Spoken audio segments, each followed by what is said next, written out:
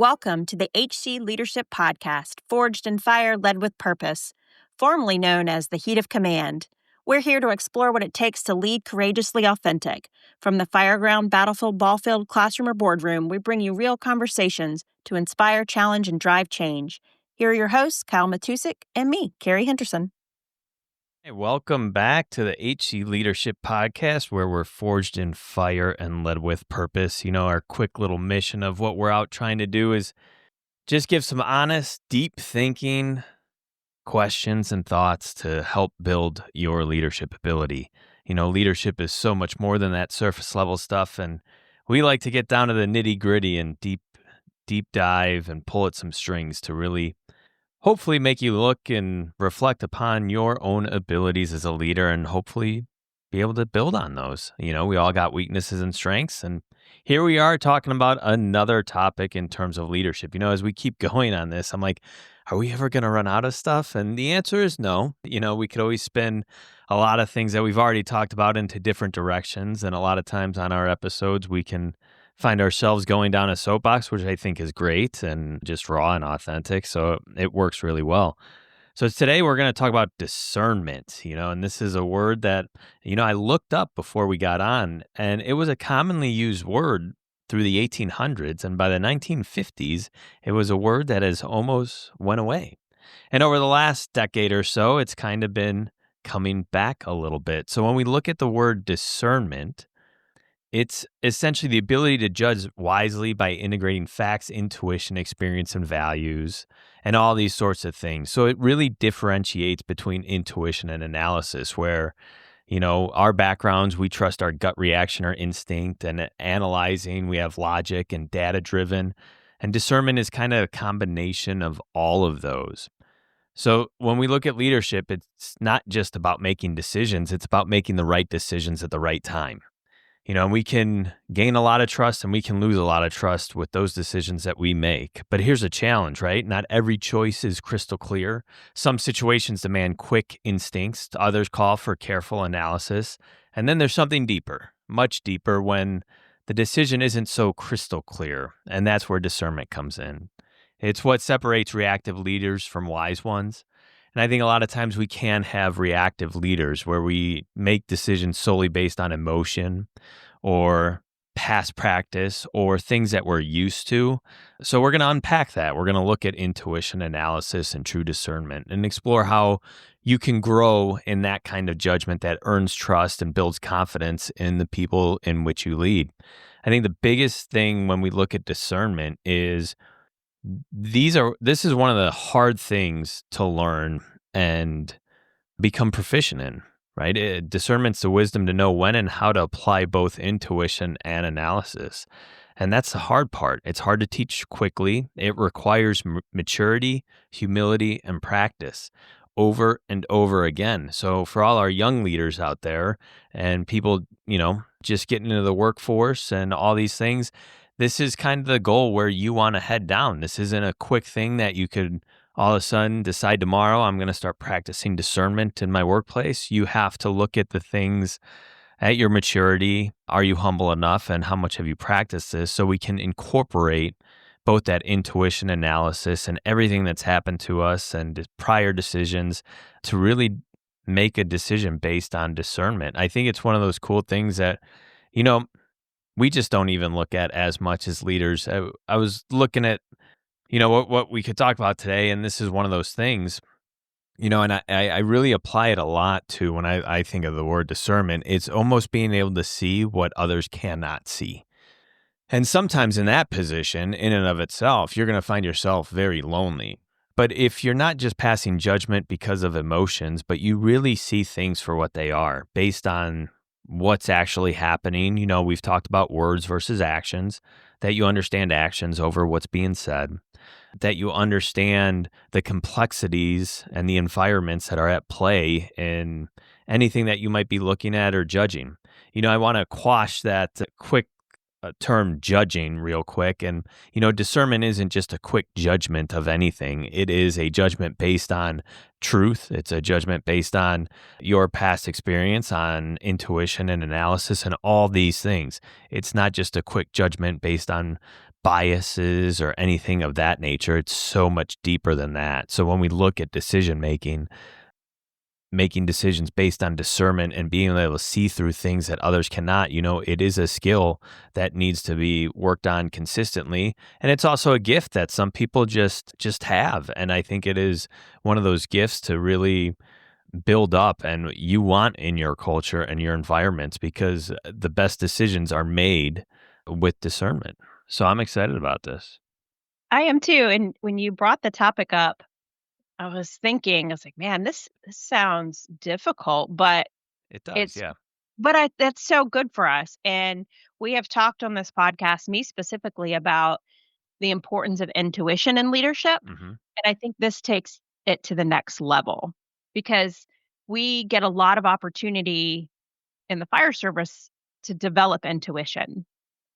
The the experiences that we go through, and if you're practicing and training a lot, it really builds up your intuition and you can make very quick decisions because we're exposed so much to decision making. Hmm. And so I feel like your intuition in those realms has a chance to develop very quickly. But discernment is like the other piece to that, where I feel like most of my life I have made decisions either based on, something I've been trained on and practiced, or a lot of intuition. And now in the role that I'm in and the older I get and the better I want to be at making good decisions, that's where that discernment piece is starting to come into play for me. And I've watched others around me that have been better at that. And I think for people, and this is just my perspective, like that always haven't been great at discernment because I wanna make a quick decision based on, like, probably limited facts, but, like, a quick decision because the fire service is we are and there are other professions out there that are very similar to us, so this is not just specific to the fire service. But in a job where you are used to making a decision very quickly, you are used to working on a project or in our case, an emergency scene and it being done with and over with in, like relatively quickly, a couple hours, then you're on to the next thing. Like we are just used to making decisions and and quickly and moving on. And so when you get into these roles in your career where you can't make decisions that way, you have to get all of the information, and then sometimes you can't get enough. You can't get it all. You can't get all the information, and that's when your discernment has to come in, but it can't be this rapid, quick thing just based on intuition all of the time. Your intuition is part of it, especially when you've looked and looked for all of the information available and all of the truth that's out there, and you can't find it all.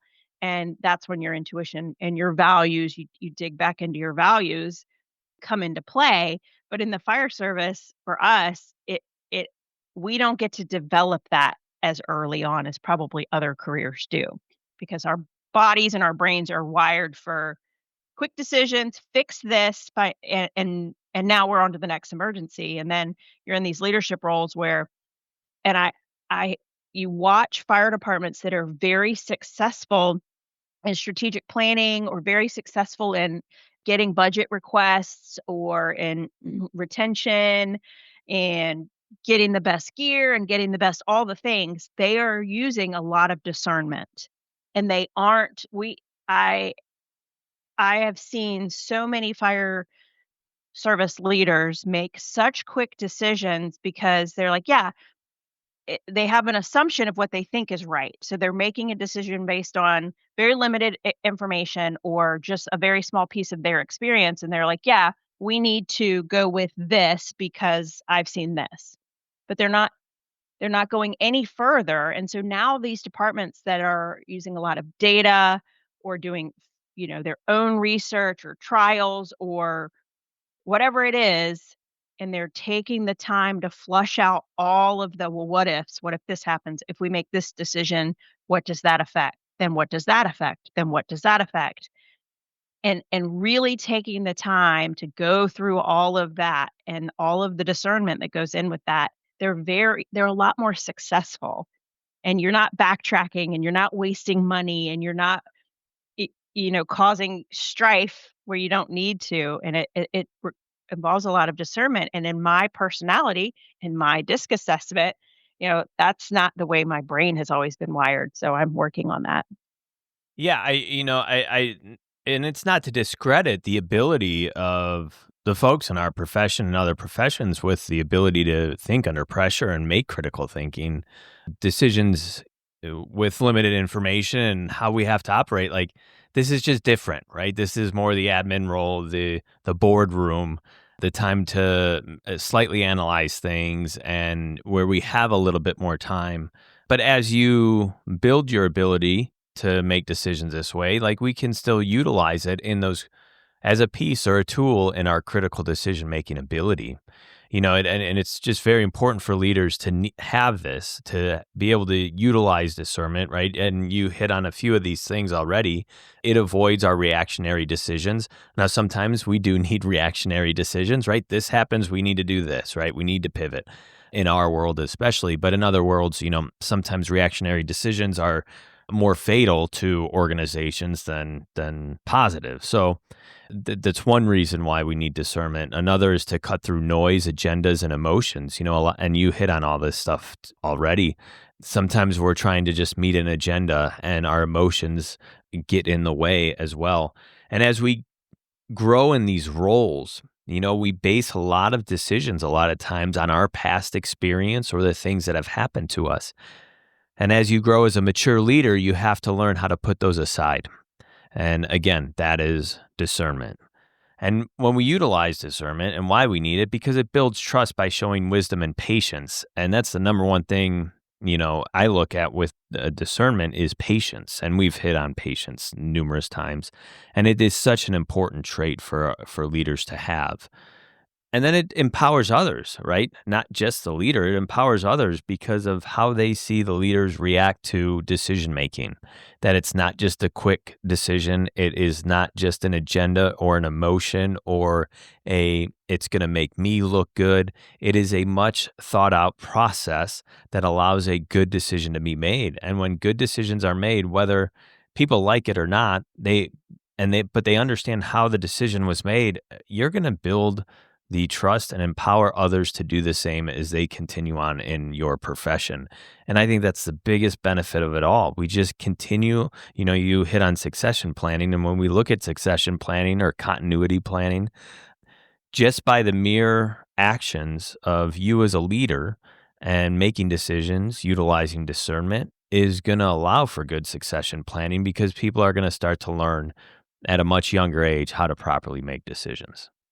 Yeah, and I think for some of us, we get a little frustrated when you work for someone that's very discerning, if that is not what you are ready for Mhm. yet or pre-wired for. And so I would say to you, if you're out there and you are working for someone or with someone that takes a while to make a decision and wants all the questions answered, and you're like, why will they never make a decision, or why?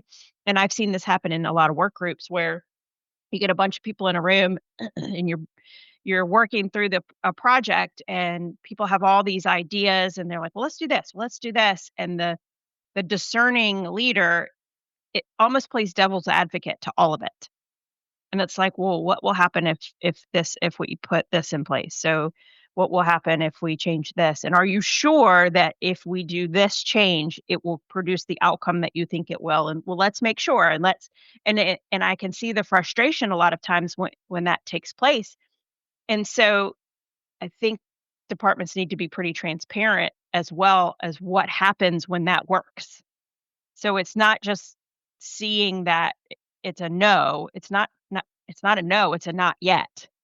And it's not a constantly questioning your ideas, it's challenging you to think through all of the repercussions and all of the consequence of decisions, and it really pushes people then to make better critical decisions. And so a discerning leader, I think, sometimes comes across as indecisive or comes across as slow in decision making, but is often what is keeping your organization, like, on the right track, and keeping you based in your values, and keeping you based in the best decisions, the least consequences, and all the things that you want to be doing in decisions. Yeah, you if you take just I don't even know what to use for an example, but something that requires, in the boardroom, a group of people that need to make a huge purchase or a stark change in a policy, and you want a decision to be made, and we look at it, and I think who's ever leading that room, and if you are utilizing discernment to make that decision, or you want others to do so, I think the goal, like for me, when I think about it, the goal, if I wanted others to utilize this, is to see things that I don't see. Like, I want people, if we're making a huge decision, to analyze or be able to see things that I can't see, because that's where we're going to come with the best decision. Everybody comes into a room or a meeting with different strengths and abilities. And some people do have this innate ability to see things that others can't see. Or if we're talking a budgetary thing or a policy thing, maybe somebody's strength is there and they can see through what's blind to everybody else. And that is such a benefit when it comes to decision making, and teamwork and all these things. And, as I was putting the notes together for this, I look back and it's like, man, this word really encompasses a lot of what we talk about. So, when we look at questions to ask before deciding, what do I know for certain? What assumptions am I making? What biases do I have a part of this? Who can I seek help from? And what aligns with my values and missions? And we hit on values and mission a big time in teamwork, asking for help, assumptions and biases, maybe a future episode. I think that's a good thing to talk about. But then the tools required for that, like quiet reflection. We're always talking about being self-reflective, seeking those multiple perspectives. Like I said, there's people that can see things that you can't. And in turn, we have to slow down in all these processes, and we have to make sure that, there's trust across the board.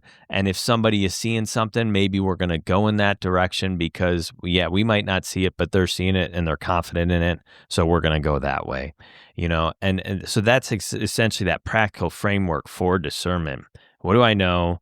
What assumptions am I making? Who can I get help from? What aligns with my values? And then being self-reflective, multiple perspectives, and slowing down.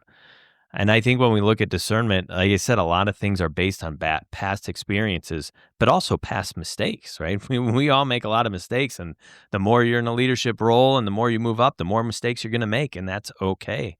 But I think those things are a benefit to us because they can sharpen our discernment as well. And that is essentially maturity in a position. It's maturity in our ability to be a leader and lead organizations to make appropriate decisions based on so many factors.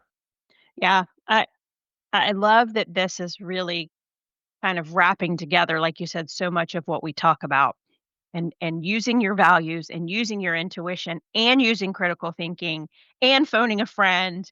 And it's a it's a great way to think about, you know, decision making, and doing the right thing, but incorporating a lot more than just values or just intuition, and putting a lot more thought into something, into a decision that requires it. And so, you know, if you're thinking about, like you're saying, the if trying to decide, am I using discernment in this, is, yeah, who can I reach out to? And but also, we've talked about the difference between intuition and discernment. Don't discredit your intuition. What is your intuition telling you? Because it's there for a reason. And then almost playing devil's advocate on your own self. Like, is my intuition right here? And how can I prove it? Or how could I disprove it? Like, what information could I seek out to prove it or disprove it?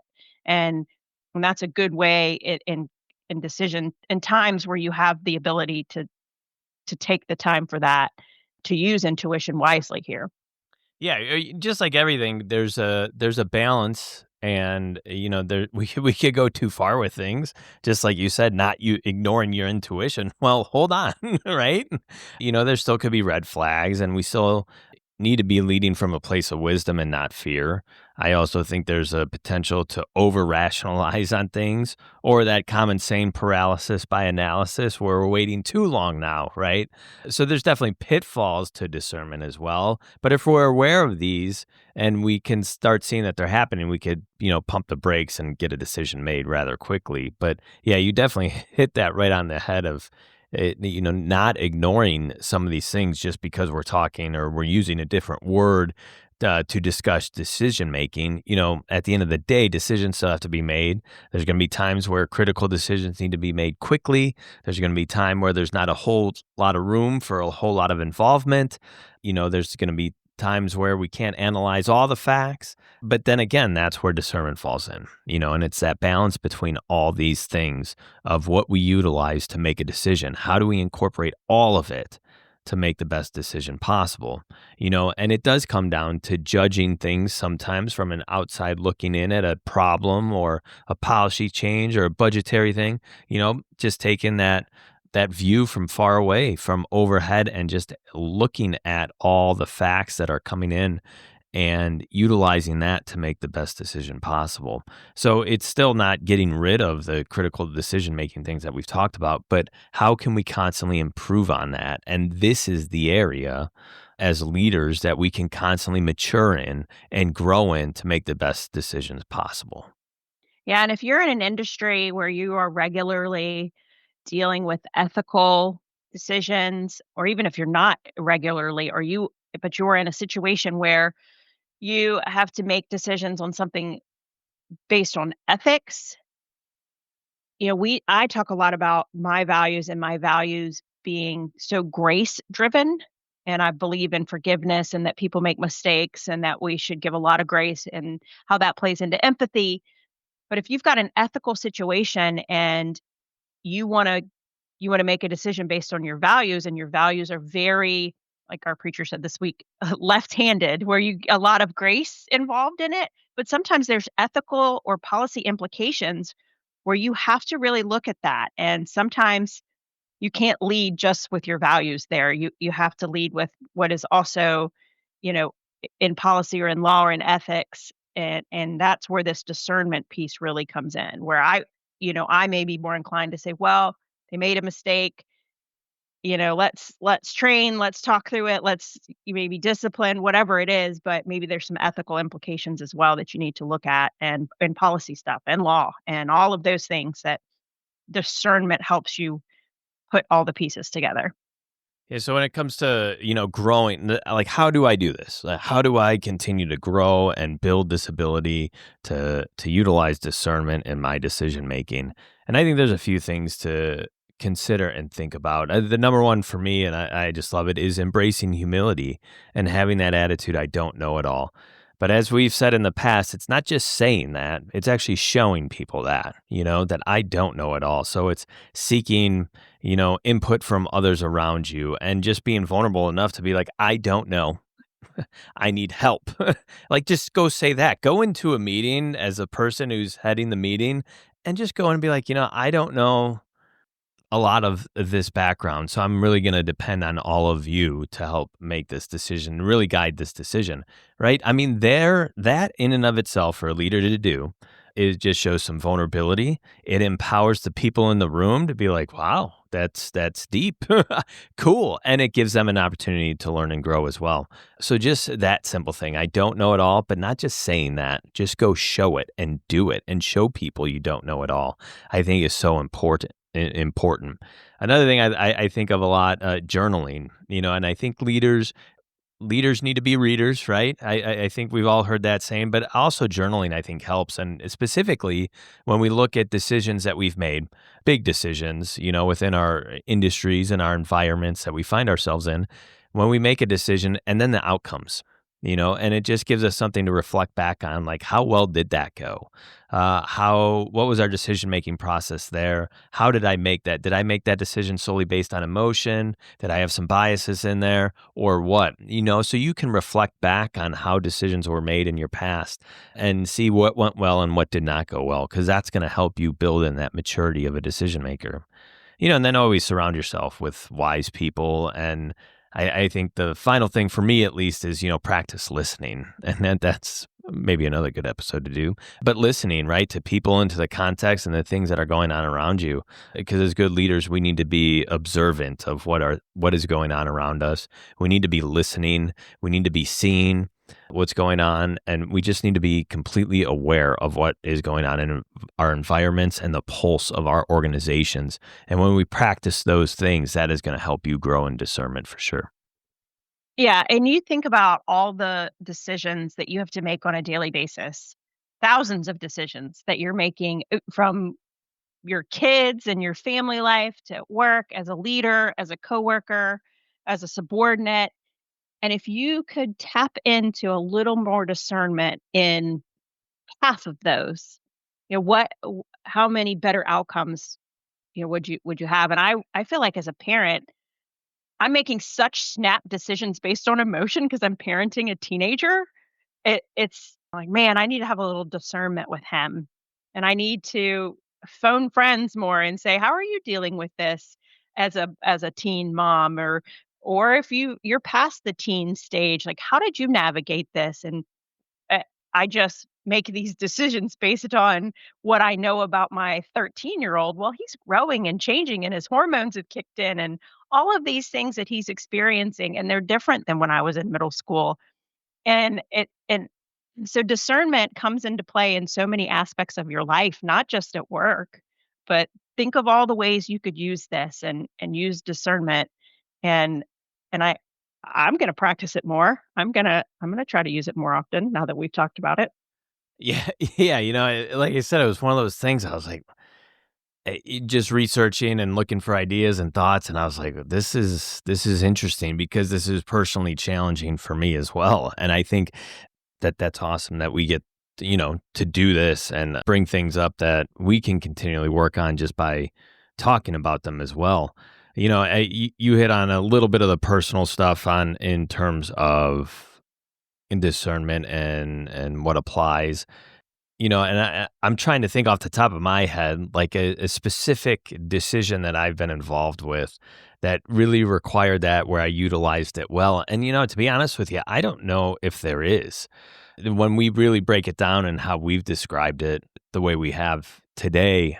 But what I think one of the areas where, and we might get a little deep here, but that's fine, where I may have used discernment, and I think I have, is, when have looked and examined the purpose kind of my life, maybe the idea of identity and things of that nature. Historically, and I think a lot of people are like this, right? We make decisions solely based on emotions. Are we having a good day or bad day? Do we get in a bad attitude about things? And then, there was a time in cultures that I've been involved with where, things would happen and I'd get very upset and then I'd be just, rambling from the mouth and I'm going to do this, I'm going to do this. I'm going to move to North Carolina and just make these rash decisions, right? Just quick, solely based on emotion. And, as I got older, sometimes cultures still can affect you in the same way, but it's like, okay, slow down, take a breath, is see through some of the BS that could be in those environments you found yourself in. And yeah, you might not have an ability to change much there, but you're aware of what's going on. And sometimes your energy and things just need to be utilized elsewhere. And I think for me, as I've gotten older and have confronted some environments that I may not agree with, I've utilized that to be like, all right, this doesn't deserve the energy that I used to give it, and I'm going to move into a different direction, or I'm going to apply my energy somewhere else. And that's more purpose driven or more supported or more for people around me to want to see me grow and things of that nature. So, we look at this thing and it's just, I guess I would challenge, like, if there's things out there that bother you or you get emotionally driven by, and then want to make rash decisions, or you have these rash thoughts of making these decisions, how can you use discernment there? And maybe take that step back. And if you don't have control over an entire situation, how can how can you redirect energy and things of that nature? So that would be my challenge for our listeners. Are there things that charge your emotions where you want to make rash decisions, or you feel so this burning desire to make a swift change? And if so, like pause and now start utilizing some of this, right? Use the wisdom to slow down and where best my decision making can be utilized, because as you said, Kerry, it's in everyday life we can utilize this type of decision making, and sometimes it is little things and sometimes it is bigger things. But I think the one thing that probably gets in most leaders' way is emotions. And it's very easy to do because it can drive us, and we all have built-in coping mechanisms of how we respond to things, and discernment kind of puts all those at bay, and we can still have those emotions come in, but we know what to do with them, and we can have our past and the things that have happened to us affect us, but now with discernment, we can know where to place those, and we can know where and how to utilize those for our good and the good of others.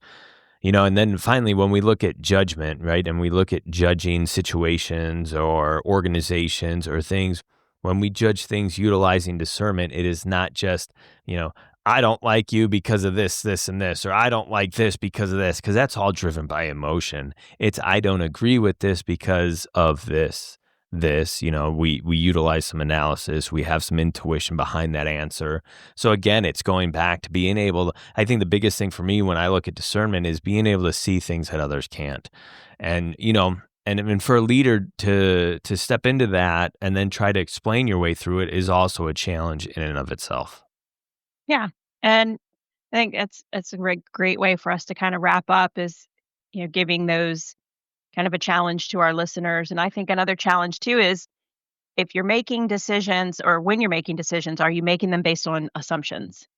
And what can you clarify to clear up an assumption? Because if you're making a decision based on, "Oh, I think someone feels this way, or I think they're doing this because of this, or I think this will happen because of this if we make this decision," don't assume. Try to gather all the information that you can to prove or disprove your assumption. Don't just assume anymore, because we know what assuming does. I won't say that on here, but So and true. yeah, and to talk about to your point about judgment. And I saw a quote the other day, and it really made so much sense to me that a lot of times when we don't like someone or we don't, we're not getting along with someone or we're, I guess, disappointed in someone, it's a lot of times because they are doing or not doing something or handling something in a way that we wouldn't. So like they're doing something and you're like, I would have stepped up to the plate and taken care of that. Why aren't they? Or I wouldn't have procrastinated that, or I wouldn't have made that decision. I wouldn't have been that heavy-handed, or I wouldn't have been that light-handed, or I wouldn't. And it's not necessarily it's not a like or dislike. It's placing yourself in their shoes, but not really in the right way, if that makes Hmm. sense. Like, and so when you think about judgment and you're making decisions and there's judgment involved, it's, well, why are they making that decision that way for them, not for me? Like, yes, I would do that totally differently, but my experience is different than theirs. My responsibility is different than theirs. It, all of the things. And so the last few weeks after I saw that, it like smacked me in the head. And I just look at people a lot differently now that, hey, yeah, that's definitely not how I would have handled that. But, there's a reason behind it. So let's approach it differently. Yeah, awesome, awesome, great stuff. As every time we continue to talk about leadership, and it's not for the faint of heart, that's for sure. And it is not easy. It is not just a position you're given. If you truly want to be an effective leader out there, it takes so much work. It takes so much trials, so many failures, so much humility, and it is just it's a lot. It's a lot, and it is just not a position that is given. It is not a title that is given. It is earned every single day. And when we look at discernment, it is really what separates good leaders from great ones. And I think this is one of those things that, I would strongly encourage everyone to work on, and to kind of give you that close and something to ponder and reflect on is what decision in your life right now requires discernment instead of just a reaction. Good stuff. We thank you for tuning in once again to the HC Leadership Podcast. Until next time, have a great week. You've been listening to the HC Leadership Podcast. Leadership isn't rank or title, it's how you show up. So go look in the mirror. Are you leading with purpose today? Keep reflecting, keep leading. Until next time.